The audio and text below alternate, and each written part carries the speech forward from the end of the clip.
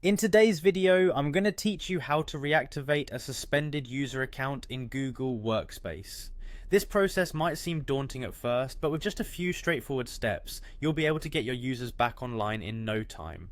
First, you'll want to start by opening Google Workspace. Once there, look for and click on the admin console. This is the central hub where you, as the administrator, can manage users, settings, and a variety of other important aspects of your organization's Google Workspace environment. Remember that having access to this console is crucial, so make sure you're logged in with your business email, as only authorized accounts will have the necessary permissions.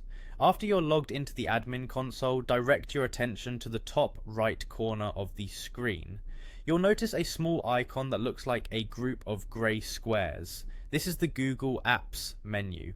Clicking this menu will reveal a list of different applications, and you'll want to select the admin icon. This will lead you directly into the heart of user management.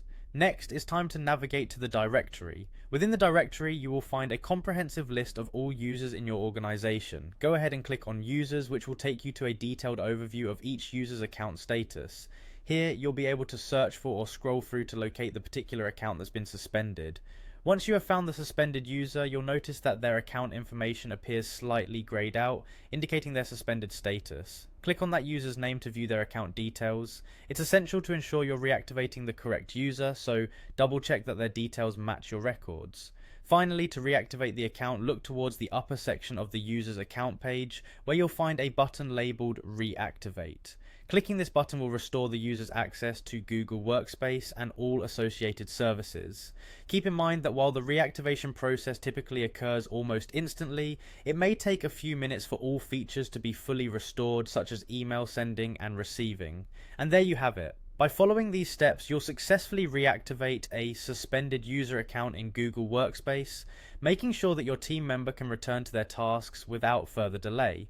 Whether caused by an oversight or a security measure, reactivating suspended accounts is an essential skill that will help you maintain smooth operations within your organization. If you have any more questions or need further assistance, feel free to reach out to Google Workspace support. Thank you for watching, and make sure to subscribe for more helpful tutorials.